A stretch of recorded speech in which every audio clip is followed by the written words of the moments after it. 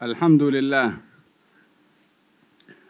الحمد لله الذي أرسل رسوله بالهدى ودين الحق ليظهره على الدين كله.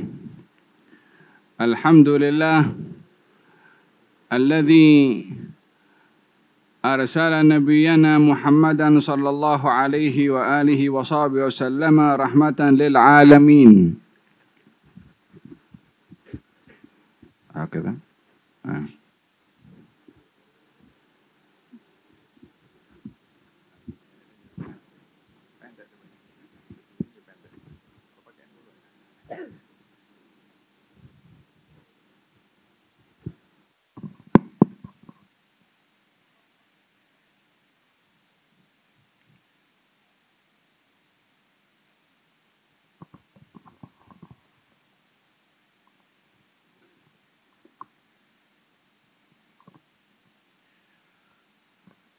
القائل في كتابه وما أرسلناك إلا رحمة للعالمين، ثم الصلاة والسلام على إمام الأولين والآخرين قائد الغر المحجلين سيدنا محمد حبيب رب العالمين وعلى آله وصحبه والتابعين وتابعهم بإحسان إلى يوم الدين وعلينا معهم وفيهم يا أكرم الأكرمين ويا أجود الأجودين. أما بعد.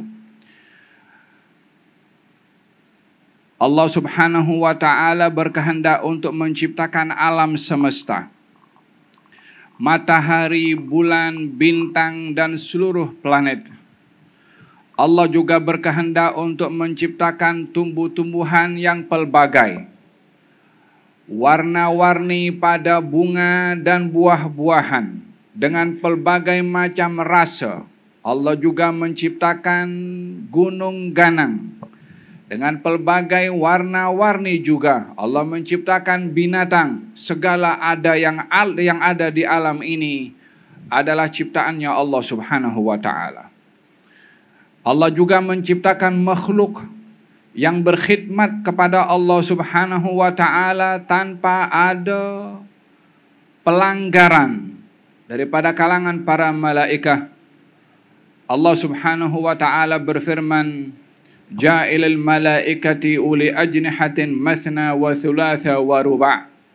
Allah menciptakan malaikat yang mempunyai sayap 3, 2, 3 dan juga 4.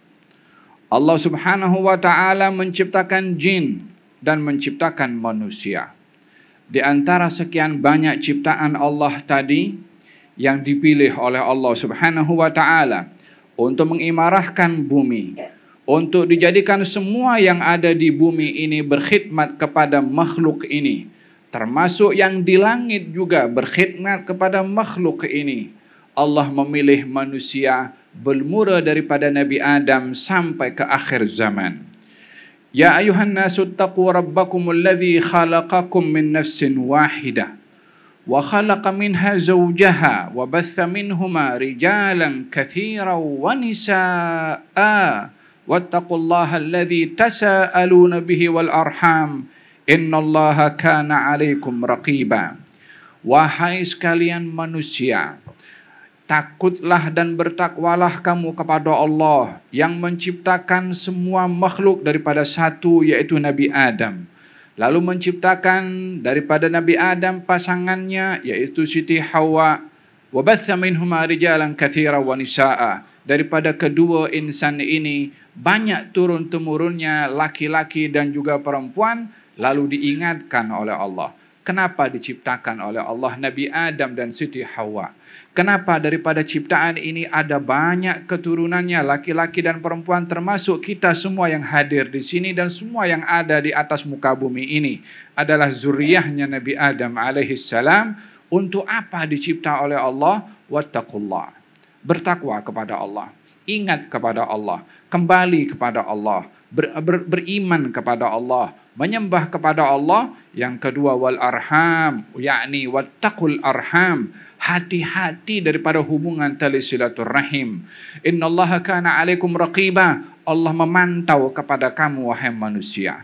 Tidak diciptakan manusia ini sia-sia selepas dicipta dibiarkan. Tidak dicipta manusia ini setelah diciptakan untuk boleh berbuat apa saja.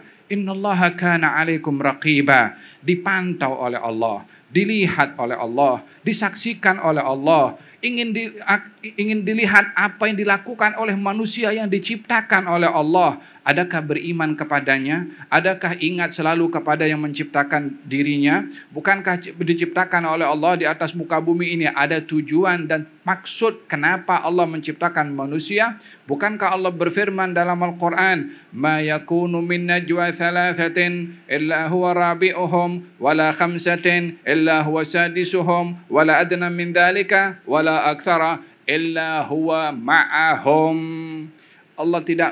Kalau Allah berfirman dalam Al-Quran, tidak ada 3 orang yang bercakap senyap-senyap untuk orang lain tak tahu. Allah yang keempat mendengar apa mereka cakap. Bila mereka cakap senyap-senyap berempat tak ada orang tahu. Yang kelima adalah Allah Subhanahu wa ta'ala bersama dengan mereka. Kurang daripada itu, lebih daripada itu, Allah bersama dengan mereka. Bagaimana Allah tidak bersama dengan makhluknya sementara yang menciptakan makhluk itu adalah Dia Subhanahu wa ta'ala. Maha suci Allah menciptakan makhluk lalu dibiarkan makhluknya begitu saja oleh Allah Subhanahu wa ta'ala. Afa hasibtum annama khalaqnakum abathan wa annakum ilaina la turja'un. Adakah kamu menyangka Allah ini menciptakan manusia sia-sia tak ada tujuan dan manusia menyangka tak kembali kepada Allah, tak akan refer kepada Allah satu hari nanti? Adakah itu yang difahami oleh manusia? Fata'alallahul malikul haq. Maha suci Allah untuk menciptakan makhluknya yang dengan difahami tak punya tujuan. Kalau manusia buat sesuatu mesti ada tujuannya. Hatta orang buat kek pun ada tujuannya, untuk dirasa oleh orang, untuk dijual kepada orang. Tak ada orang buat sesuatu tak ada tujuan. Kalau itu manusia saja buat sesuatu ada tujuannya, bagaimana Tuhan yang maha bijaksana, yang maha berkehendak, yang maha berkuasa, yang maha berilmu lalu menciptakan makhluk tak ada tujuan? Mustahil itu berlaku kepada Allah Subhanahu wa ta'ala. Oleh sebab yang demikian, Allah berfirman mengenai ma'iyyatullah, kebersamaannya Allah dengan makhluknya. Katanya, walaqad khalaqnal insan wa na'lamu ma tuwaswisu bihi nafsuh wa nahnu aqrabu ilaihi min hablil warid. Kami yang cipta manusia dan kami tahu isi hatinya Allah.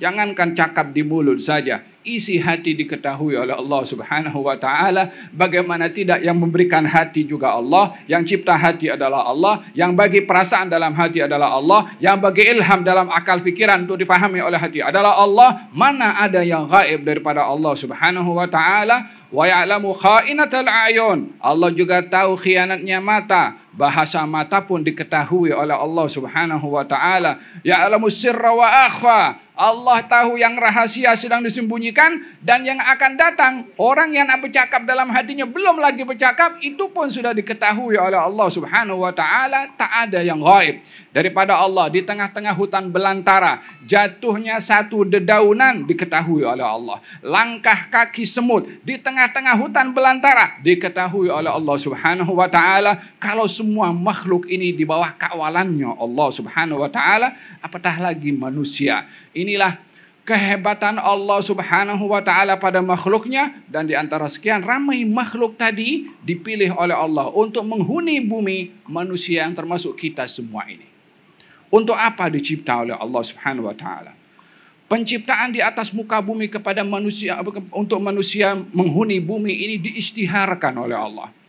Diberitahukan sebelum bumi ini dihuni oleh manusia. Wa idh qala rabbuka inni ja'ilun fil ardi khalifah. Tuhanmu berfirman, wahai Rasulullah Muhammad, mengatakan kepada malaikat, inni ja'ilun fil ardi khalifah. Aku nak ciptakan di atas muka bumi ini khalifah, yakni manusia. Belum dicipta, belum lagi diberitahu apa yang akan dilakukan di atas muka bumi ini, belum diberitahu apa tugasnya. Hanya rancangan yang sudah diketahui oleh ilmunya Allah dengan kehendaknya Allah diberitahukan. Ini ja'ilun fil ardi khalifah. Aku akan ciptakan di atas muka bumi ini khalifah, makhluk yang terpilih daripada sekian ramai makhluknya. Malaikat bertanya, ya Allah, adakah engkau akan menciptakan makhluk yang akan menumpahkan darah di atas muka bumi ini?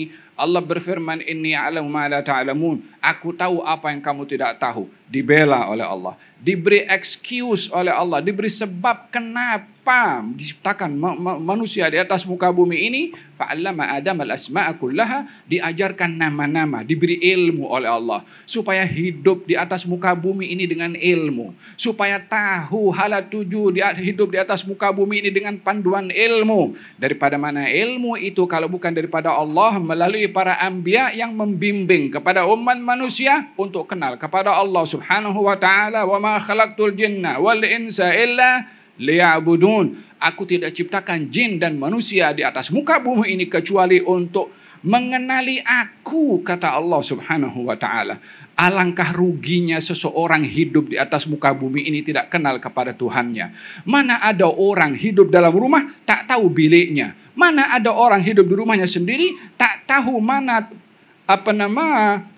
ruang tamunya, rumahnya sendiri bagaimana tidak tahu. Demikian juga ruginya seorang hidup di atas bumi ini tak tahu siapa yang ciptakan dan tak tahu apa tanggung jawab dan kewajibannya kepada Allah Subhanahu wa taala. Serugi-rugi orang kalau tidak mengenali kepada Allah Subhanahu wa taala. Tetapi pengenalan kepada Allah Subhanahu wa taala menuntut kepada kita menuntut kepada kita tanggung jawab dan juga amanah. Tidak cukup kenal kepada Allah kalau tidak melakukan apa yang diperintah oleh Allah Subhanahu wa taala. Oleh sebab itu, di dalam Al-Qur'anul Karim, Allah Subhanahu wa taala menjelaskan tentang dua kategori kehidupan. Kehidupan bermakna dan kehidupan tidak bermakna. Dua-duanya hidup, hanya yang satu kehidupannya itu berarti, bermanfaat dan berfaedah. Yang satu lagi hidup tapi tak bermanfaat hidupnya. Makan, minum, bekerja mungkin tetapi tak ada makna. Apa perbezaan di antara keduanya? Allah Subhanahu wa taala berfirman, "Man amila salihan min dzakarin wa untha wa huwa mu'minun falanuhyiyannahu hayatan thayyibah wa lanajziyannahum ajrahum bi ahsani ma kanu ya'malun." Barang siapa yang beramal saleh, laki-laki atau perempuan, dalam keadaan dia beriman, maka kami Allah pasti akan beri kepadanya apa yang akan diberikan oleh Allah kepada orang yang beriman dan beramal saleh. Pangkat, kedudukan, jawatan, duit. Apa yang akan diberikan oleh Allah Subhanahu wa taala yang lebih baik daripada pangkat, yang lebih baik daripada kedudukan. Setinggi mana kedudukan dibandingkan dengan apa yang diberikan oleh Allah daripada dasar iman dan juga amal saleh, lebih baik daripada 1 juta pangkat yang diberikan di atas muka bumi ini. Lebih baik daripada dunia dan seisinya. Apakah yang dijanjikan oleh Allah kepada orang beriman dan beramal saleh? Falanuhyiyannahu hayatan thayyibah. Kami Allah akan beri kepadanya dengan pasti kehidupan yang baik di dunia, di akhirat. Wala najziyannahum ajrahum bi ahsani ma kanu ya'malun, dan kami akan balas dengan yang terbaik daripada apa yang mereka lakukan di dunia nanti di akhirat. Balasan di akhirat jauh lebih baik. Di dunia sudah dibalas. Orang yang beriman dan beramal saleh balasannya sudah 2. Di dunia dibalas oleh Allah, di akhirat jauh lebih besar pembalasannya daripada di dunia. Di dunia diberikan hidup yang baik, hayatan thayyibah. Hidup yang baik. Bukan kita semua hidup ini makan, minum, kerja, naik kereta, naik motosikal, bergerak ke sana kemari. Bukan itu dimaksudkan kehidupan.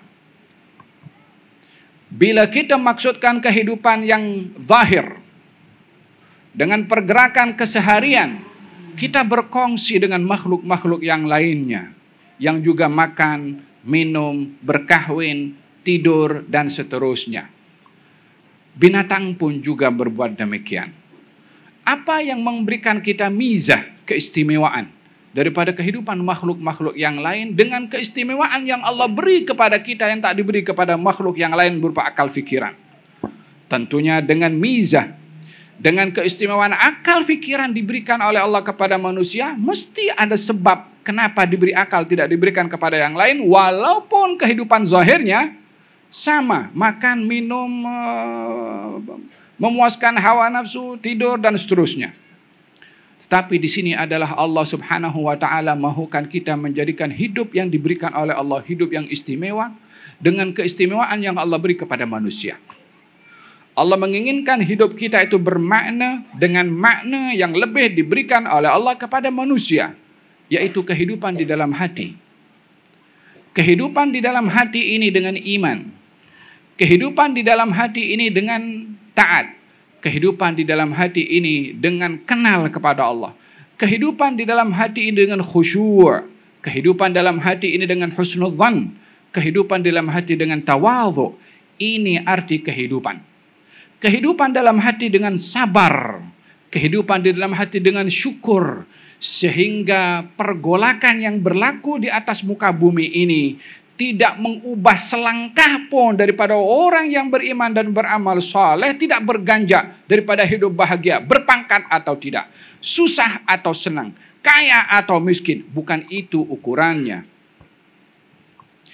Sayyiduna Urwah ibn Zubair ketika sakit kakinya menuju dia berjalan kaki daripada Madinah pergi ke Syam, terluka kakinya dan merebak kaki itu sampai ke bahagian menghampiri lutut. Dokter mengatakan ini kena dipotong, kalau tidak dia akan merebak ke atas. Maka ia pun menyetujui untuk dipotong kakinya demi menyelamatkan bagian daripada anggota yang lain sebagai mengambil sebab, yaitu berubat kalau sakit. Ma anzalahu da'an illa wa anzalahu dawa. Allah tidak turunkan penyakit kecuali ada ubat. Tadawau, berubatlah kamu, kata Nabi SAW. Sebagian orang tak mau pergi ke dokter. Apa pasal? Tawakal saja. Yang bagi kesembuhan adalah Allah Subhanahu wa taala. Allah suruh kita berubat juga. Nabi suruh kita berubat juga. Untuk apa Allah bagi ilmu kepada dokter? Ilmunya daripada Allah. Kalau bukan kita perlu datang kepada dokter untuk mengambil obat daripada ilmu yang ada pada dokter yang diberikan juga oleh Allah Subhanahu wa taala seperti mana ilmu yang lainnya. Tadawau, berubatlah kamu. Sesungguhnya Allah tidak menurunkan penyakit kecuali menurunkan obat. Dan ini cabaran bagi para dokter. Supaya mencari obat yang diturunkan oleh Allah Subhanahu wa taala, karena Allah Nabi bersabda, setiap penyakit pasti ada obatnya. Sekarang penyakit belum ada obatnya. Ya kan, dikatakan apa namanya itu penyakit corona belum ada obatnya sampai sekarang, belum ada obatnya. Ilmunya saintis zaman ini belum sampai jumpa obat. Bukan obatnya tak wujud, mungkin saintis akan datang boleh jumpa.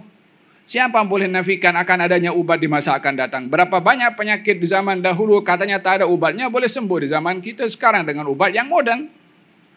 Sama juga, penyakit mungkin ada sekarang belum ada obatnya. Bukan tak boleh diobati atau tak mungkin ada obat. Mungkin dokter akan datang boleh jumpa obatnya. Tetapi yang menjadi cabaran adalah bagi seorang dokter muslim mencari obat yang betul. Sumbernya yang halal. Tidak mencari obat daripada sumber-sumber yang haram. Demikian baginda Rasulullah bersabda, berubatlah kamu, sesungguhnya Allah tidak menurunkan penyakit kecuali menurunkan obat. Maka Urwah mengatakan kepada dokter, lakukan apa yang patut dilakukan. Maka dia masuk dalam salat, menghadap kepada Allah Subhanahu wa taala, dilakukan operation tanpa obat bius. Awalnya dokter tu beritahu, ya Urwah, kami nak potong ini, engkau mesti sakit. Aku beri kepada engkau arak supaya engkau tak sedar, masa mabuk baru kita potong kakinya. La haula wala quwwata illa billah. Urwah mengatakan tidak. Biarkan aku masuk dalam salat. Masuk dalam salat. Dipotong kakinya wala bergerak. Ya salam. Mungkin level iman macam kita ni mana boleh. Bukan mana boleh. Kita punya iman yang low. Bukan low profile. Kita punya iman yang down. Nak dibandingkan dengan iman mereka orang-orang yang mulia di sisi Allah Subhanahu wa taala. dipotong kakinya dalam keadaan dia sholat fokus kepada Allah Subhanahu wa taala. Kita dalam Quranul Karim ketika Allah menceritakan perempuan yang potong buah dalam surat Yusuf itu kan, nampak Nabi Yusuf lalu kat situ wa qatta'na aydiyahunna, mereka kena pisau tu kena kepada tangan perempuan satu dengan yang lain, wa qatta'na, berkali-kali itu pisau kena kepada kulit tangan, mereka pun tak terasa. Pasal apa? Tengok handsome-nya Yusuf. Kalau ini hanya dengan dasar syahwat melihat kepada indahnya ciptaan Allah pada Nabi Yusuf, tangan luka tak boleh tak terasa. Kalau orang melihat keindahan keagungannya Allah Subhanahu wa taala, mana boleh dibandingkan dengan keindahan yang ada dalam hal keduniaan ini. Walaupun itu pemberian juga dari Allah Subhanahu wa taala. Dipotong kakinya, tidak terasa sampai selesai, maka katanya, mana kakinya? Sampai selesai salam, mana kakinya? Dibungkus kakinya, dibawa kepada beliau. Katanya dipegang. Ya Allah, segala puji bagi Engkau. Engkau bagi kepada aku 4 anggota, 2 tangan, 2 kaki. Segala puji bagi Engkau dengan pemberian yang 4, dan Engkau ambil daripada yang 4 ini hanya 1. Engkau sisakan untuk aku 3. Segala puji bagimu ya Allah, karena hanya mengambil 1 dan sisakan untuk aku 3. Ya Allah, ini jiwa orang beriman. Senang walaupun diduga dengan demikian, dia tak berganja imannya kepada Allah Subhanahu wa taala dengan amal saleh, walaupun kehidupannya itu dalam keadaan yang sedemikian. Hadirin dan hadirat, demikian iman itu bila bermain dalam hati manusia, bila bersemadi di dalam hati manusia, dengan itu juga baginda Rasulullah mendidik kepada para sahabat. Baik daripada kalangan sahabat laki-laki, baik daripada kalangan sahabat perempuan, dididik oleh Nabi SAW dengan iman dan juga dengan amal saleh, sehingga kehidupan mereka bertukar daripada kehidupan yang gelap kepada kehidupan yang senang. Walaupun ketika mereka dalam kehidupan gelapnya, kekufurannya itu hidupnya mewah, tetapi ketika masuk dalam iman, beriman kepada Nabi SAW, merasakan keindahan, kenikmatan, kebahagiaan dalam hidup, walaupun segala kekayaannya semasa kekufurannya diambil semua oleh orang tuanya. Salah seorang daripada mereka bernama Dzulbijadain, seorang sahabat Nabi SAW, namanya Abdul Uzza. Umurnya 16 tahun jumpa dengan baginda Rasulullah dan mengungkapkan dirinya ingin masuk Islam. 16 tahun. Agaknya ini Dzulbijadain ini belajar di mana umur 16 tahun sudah menawarkan dirinya untuk masuk Islam, beriman kepada Rasulullah. Apa jadi dengan anak remaja kita di usia 16 tahun ini bila dibandingkan 16 tahun umurnya Dzulbijadain? Yatim. Dididik oleh keluarga yang mewah. Pakciknya jutawan, dimanjakan Dzulbijadain dengan kemewahan yang luar biasa. Hanya ketika nur al-iman, cahaya iman masuk dalam hatinya dan beriman kepada Rasulullah SAW, datang kepada Rasulullah mengungkapkan 2 kalimat syahadah. Ketika diketahui oleh pakciknya diambil, dirampas segala kekayaan yang diberikan olehnya kepada Dzulbijadain. Sehingga pada akhirnya dia datang kepada ibunya, diberikan oleh ibunya bijadan. Bijadan itu umpama kain goni. Kalau nak letak beras itu. Kain atau daripada benang yang tebal. Yang kalau dipakai tak selesa, mungkin gatal kalau kita pakai. Atau panas di musim panas.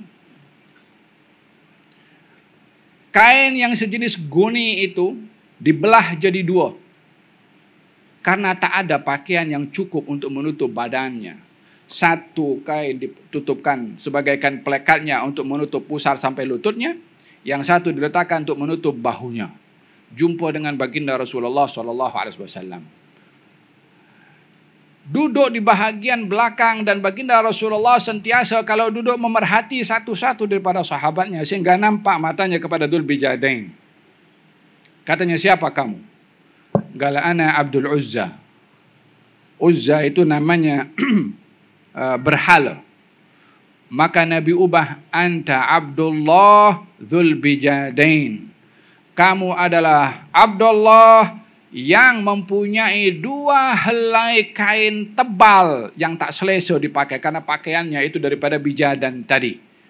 Maka bermula daripada gelaran yang diberi oleh Nabi SAW, kekal namanya, bahkan gelarannya lebih dikenali, lebih masyhur daripada nama sebenarnya, untuk mengingatkan dengan gelaran yang diberikan oleh Nabi Dzul Bijadain, supaya kita tahu riwayatnya siapa orang ini yang digelari oleh Nabi dengan gelaran Tuan empunya kain yang tebal yang tak selesa dipakai, yang tak layak nak jadi pakaian pun. Supaya kita tahu kenapa sahabat itu digelari Dzul Bijadain, sehingga sejarah mencatat Dzul Bijadain, Dzul Bijadain, Dzul Bijadain, namanya jarang disebut, digelarannya lebih disebut. Untuk apa? Supaya kita belajar, khususnya anak muda. Khususnya muda-mudi, supaya kita belajar bagaimana anak muda di zaman Nabi SAW. Yang mereka mengorbankan apa yang menjadi keselesaan, seperti mana anak-anak muda yang ingin hidup mewah, yang ingin hidup senang, yang ingin hidup memiliki harta. Tetapi para sahabat Nabi, walaupun mereka menginginkan harta, walaupun mereka juga bekerja mencari rezeki, tapi mereka tidak menjual marwah untuk mendapatkan harta. Mereka tidak menjual prinsip semata-mata untuk mendapatkan kedudukan dan kebendaan. Justru mereka mengorbankan apa yang mereka miliki demi mempertahankan prinsip dan iman tadi, seperti Dzul Bijadain. Apa kurangnya kehidupan Dzul Bijadain di rumahnya dengan kemewahan yang ada? Untuk apa dia serahkan semua kekayaan diambil oleh pakciknya tanpa dia pun terganggu dan tergoda dengan apa yang dilakukan oleh pakciknya kepadanya? Kalau bukan iman, kalau bukan rasa hidup senang dalam iman dan juga amal soleh, sehingga hartanya tidak dapat menandingi kenyamanan hidup dalam iman dan juga amal soleh. Hartanya dikorbankan. Kemewahannya tidak boleh menyaingi indahnya hidup dalam iman dan juga amal soleh, sehingga segala kebendaannya dirampas, diserahkan tanpa dituntut balik. Yang penting jangan iman dirampas. Yang penting jangan prinsip dirampas. Yang penting jangan marwah dijual untuk semata-mata kebendaan. Di zaman kita sekarang, prinsip tidak ubahnya lebih murah daripada barang yang harganya murah. Sehingga lebih mendahulukan kebendaan dengan mengorbankan prinsip. Berdusta demi kedudukan. Mengaibkan orang lain demi jawatan. Menipu untuk mendapatkan keduniaan. Demikian keadaan yang berlaku kepada sebahagian orang di zaman ini, yang perlu belajar daripada Dzul Bijadain. Bahwasanya kehidupan yang indah itu terletak pada iman dan juga amal soleh. Wallahi, kalau tidak ada kehidupan yang indah pada iman dan amal soleh, ayat ini nak diletakkan di mana? Kita punya yakin dan percaya dengan firman Allah itu di mana? Apa tuntutan dalam iman kita kepada Allah kalau firman-Nya kita ragui hakikat dan kebenarannya? Wallahi, yang maha benar adalah Allah. Wa man asdaqu minallahi haditsa. Siapa yang lebih benar firman-Nya, perkataannya lebih daripada Allah.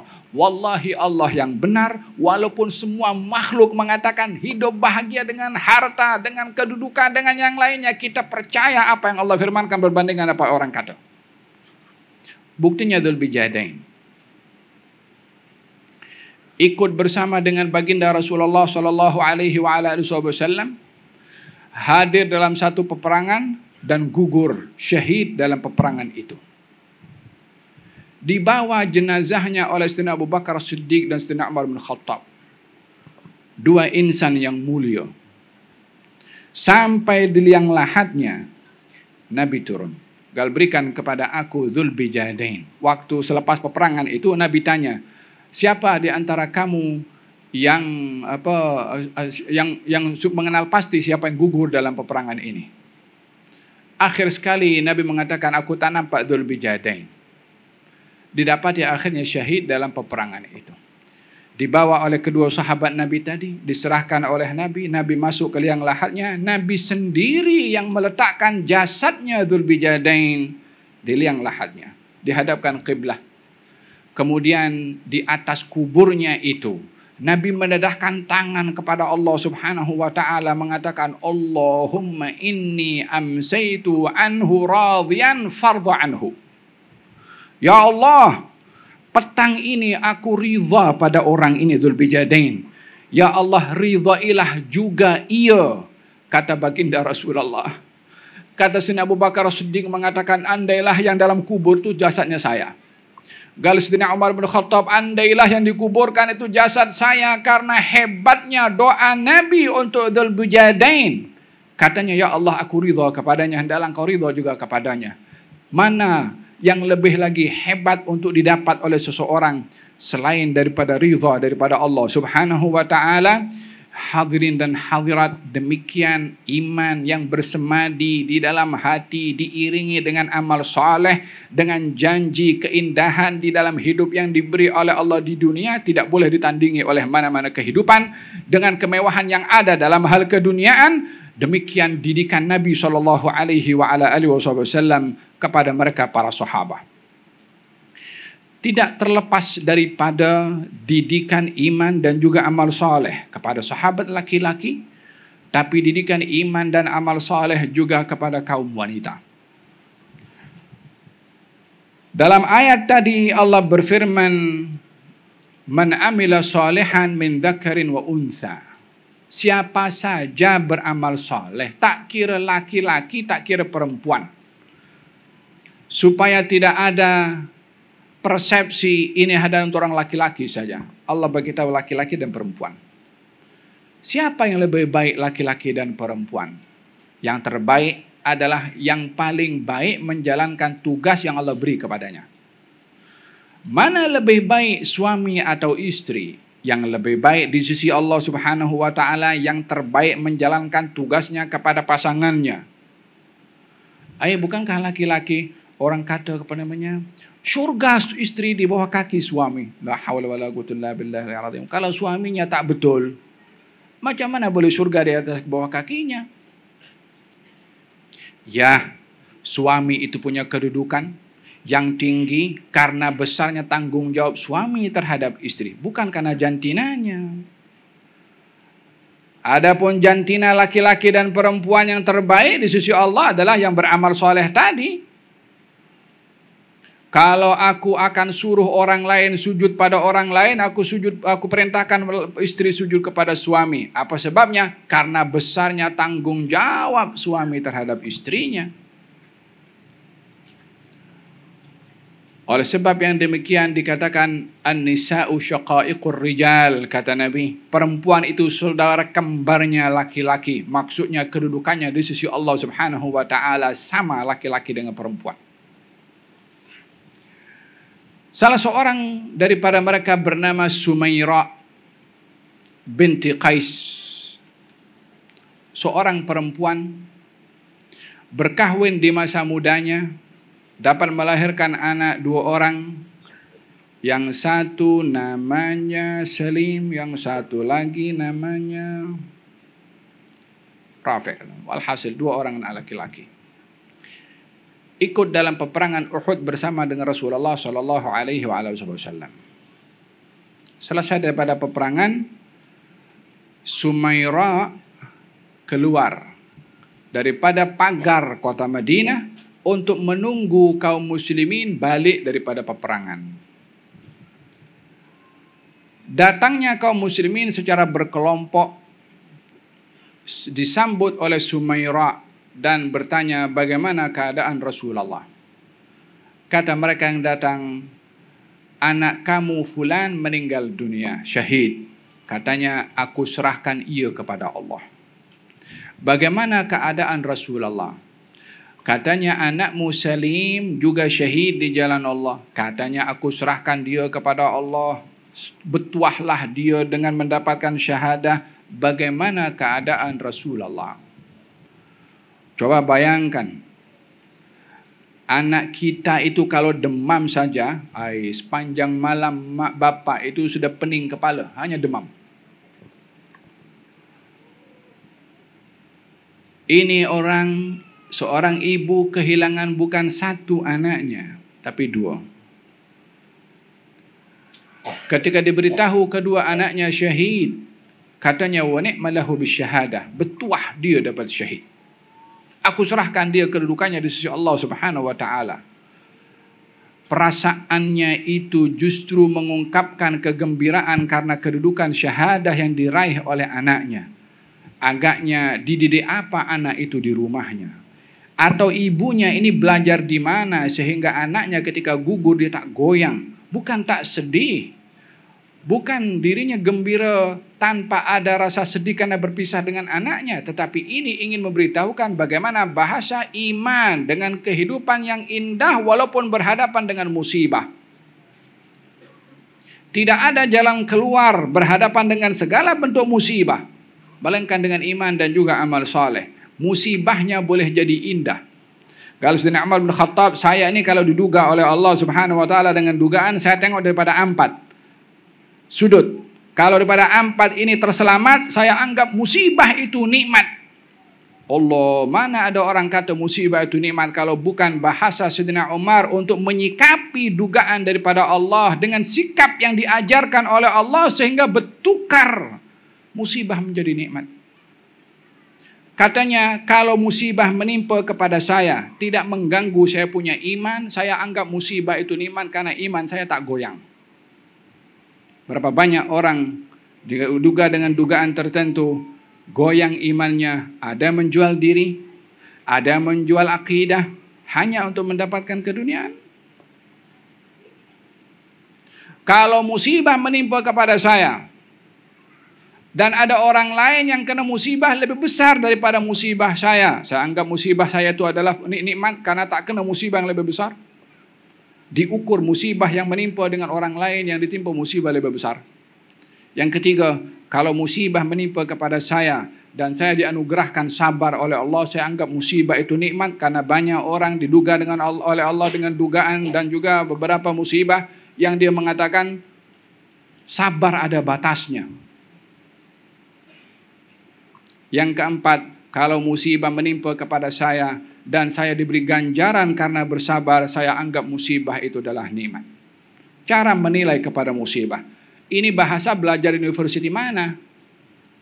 Ini daripada bahasa iman dan juga amal saleh yang diajar oleh Allah dalam Al-Quranul Karim untuk menyikapi segala yang berlaku di atas muka bumi ini dengan sikap yang diajar oleh Allah Subhanahu wa taala.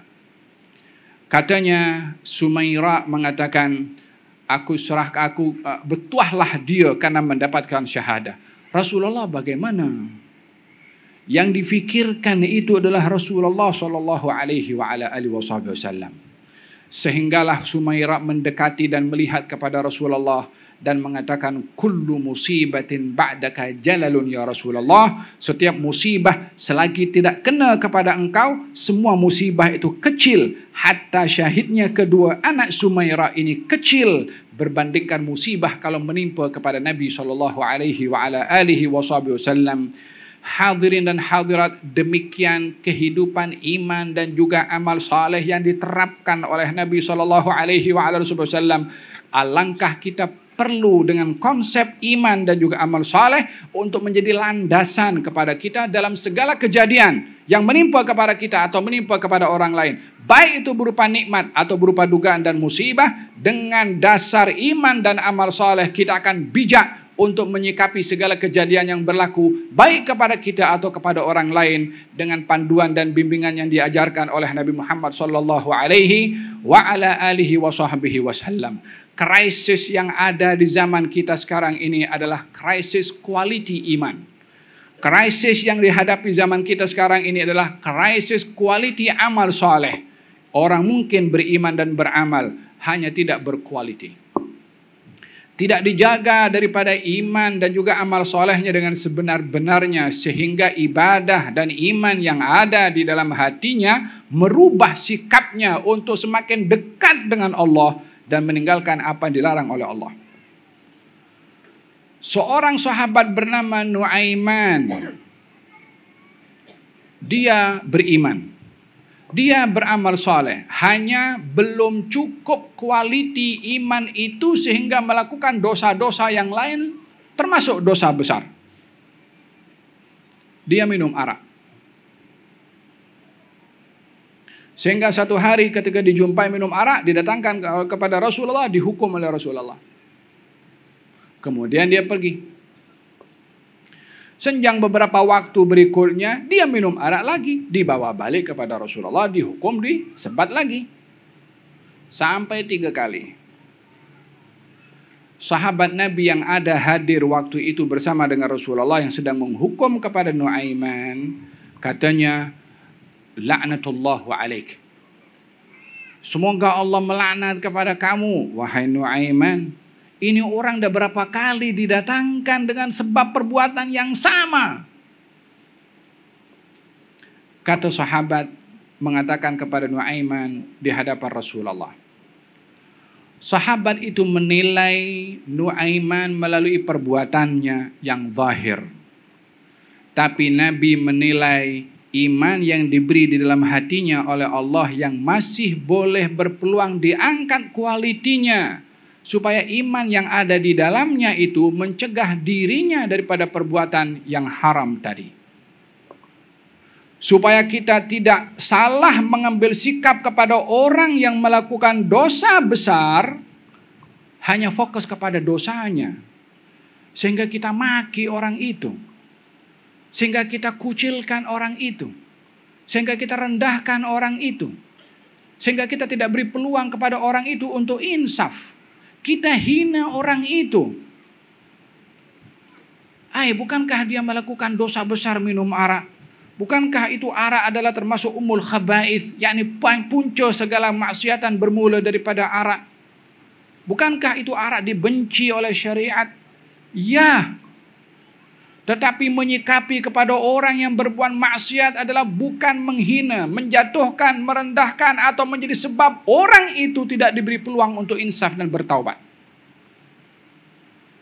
Hatta kepada anak zina pun juga dilarang untuk kita merendahkan. Kata baginda Rasulullah mengatakan, la tu'inu ala akhikum asyaitan. Mengatakan kepada orang yang melaknat tadi itu, kamu jangan tolong syaitan kepada saudaramu. Siapa saudaramu itu? Ya Nuaiman tadi yang minum arak tuh.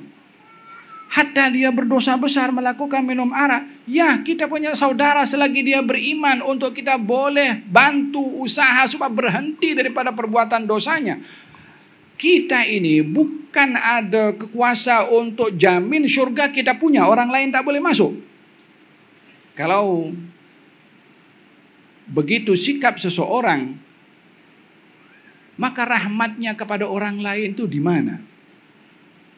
Baginda mengatakan kamu jangan tolong syaitan terhadap saudaramu itu. Jangan kau maki dia. Haknya orang yang bersalah dibetulkan salahnya.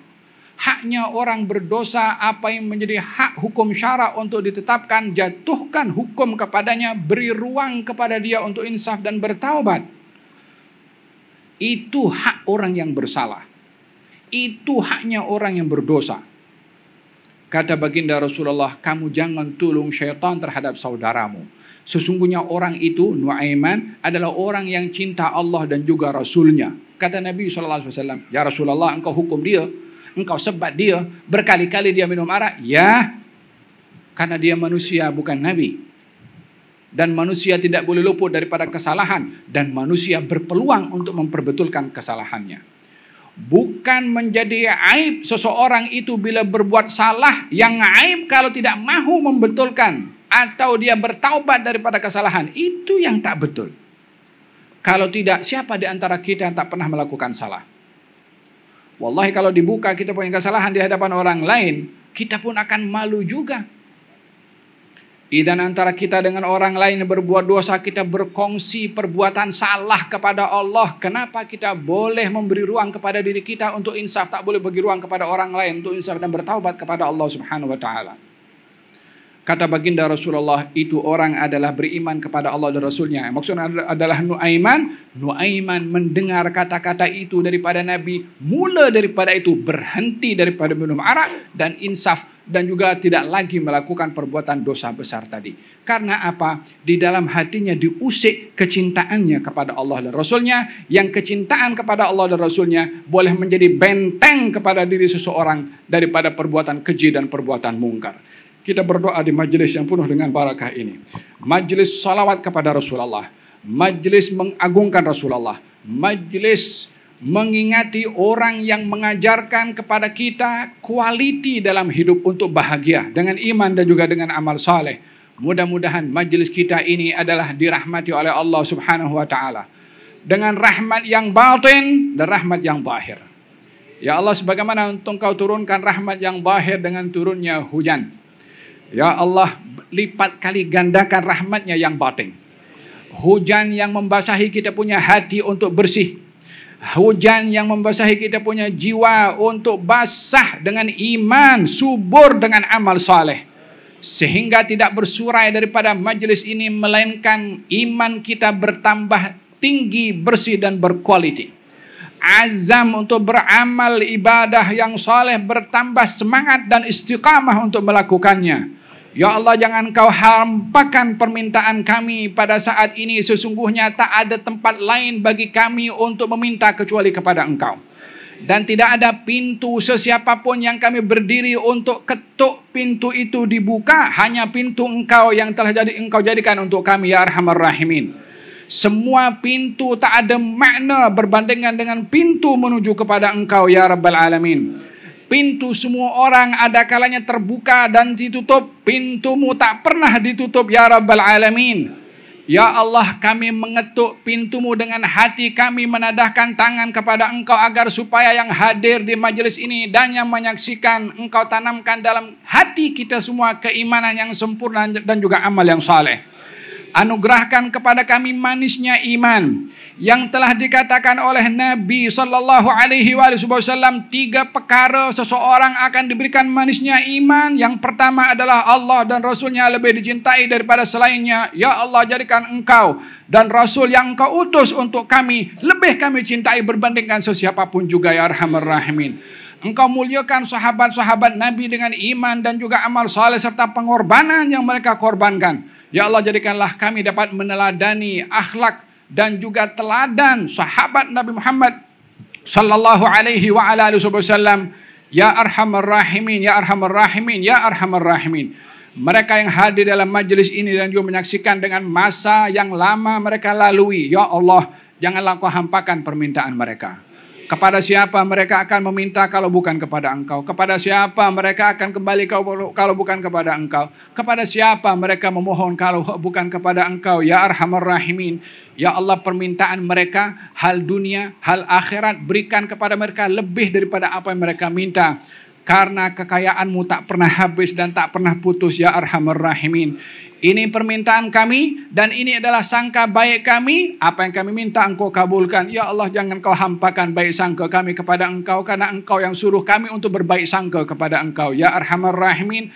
Engkau berfirman, aku berada pada baik sangka hambaku. Kami semua bukan 1, 2 sebagaimana dikatakan ramai baik sangka kepada Engkau. Kalau majelis ini adalah majelis yang Engkau kabulkan. Majelis yang dijanjikan pengampunan dosa, ya Allah ampunkan dosa kami. Majelis yang dijanjikan segala dosa yang diampunkan diganti dengan pahala, ya Allah gantikan dosa yang Engkau ampunkan dengan pahala yang berlipat kali ganda, ya Arhamar Rahimin. Ya Allah, segala kebaikan dan rahmat yang Engkau turunkan pada majelis-majelisnya orang-orang baik, orang-orang saleh, ya Allah berikan juga kepada kami walaupun kami tak sebaik mereka, ya Arhamar Rahimin. Ya Allah, bila kami meminta dengan apa yang kami ada dengan amal, tak ada apa-apa amal yang kami lakukan, tapi kami minta kepada Engkau dengan sifat pemurah-Mu dan sifat kedermawanan-Mu, ya Allah. Bukan dengan amal kami, bukan dengan apa kami usahakan, karena tak ada apa nilai usaha kami. Ya Allah yang maha pemurah, yang maha dermawan, yang tidak pernah menghampakan sesiapa yang meminta kepada Engkau. Ya Allah, berikan permintaan yang kami minta kepada Engkau daripada hal kebaikan dunia dan juga akhirat. Ya Allah, kumpulkanlah kami bersama dengan Nabi Muhammad SAW.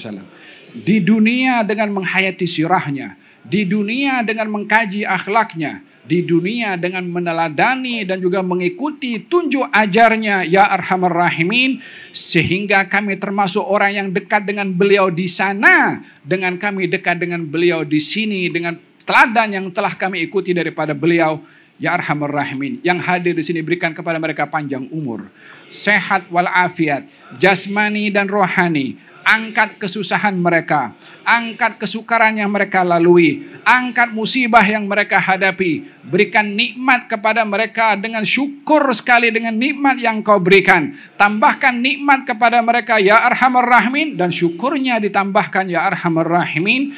Orang-orang tua yang hadir bersama dengan kita, Al-Habib Muhyiddin, Al-Haddad dan juga yang lainnya, mudah-mudahan kehadiran mereka jadi sebab tambahan lagi barakah, inayah, hidayah, taufik min Allah subhanahu wa ta'ala kepada kita anak-anak muda khususnya ya Arhamar Rahimin, ya Arhamar Rahimin, ya Arhamar Rahimin. Berkati pengurus Masjid Syekh Yusuf dan yang mewakafkannya diangkat darjatnya oleh Allah Subhanahu wa taala. Setiap kali ibadah dilakukan di masjid ini pahalanya sampai kepada almarhum yang mewakafkan dan juga kepada keluarganya dan pengurus masjid ini Al-Ustaz Yusuf bersama dengan ahli jawatan kuasanya. Beri kepada mereka kedudukan yang kau berikan, kedudukan orang-orang yang ikhlas dan terus berkhidmat di rumahmu ya Arhamar Rahimin, dan berikan keberkatan kepada ahli keluarganya, anak-anaknya dan juga khidmahnya serta dakwahnya ya Arhamar Rahimin. Asatidah, tuan-tuan guru yang hadir bersama dengan kita, yang tidak bercakap dengan lisannya tapi saya yakin bercakap dengan hatinya. Mudah-mudahan apa yang diinginkan disampaikan oleh mereka disampaikan kepada kita semua yang hadir dan kepada yang menyaksikan juga ya Arhamar Rahimin, ya Arhamar Rahimin, ya Arhamar Rahimin. Jadikan penghujung kehidupan kami husnul khatimah dalam keadaan kami mengucap la ilaha illallah Muhammadur Rasulullah sallallahu alaihi wa ala wasallam. Ya Arhamar Rahimin, ya Arhamar Rahimin, ya Arhamar Rahimin. Wa sallallahu ala sayyidina Muhammadin wa ala alihi wasallam. Alhamdulillahirabbil alamin.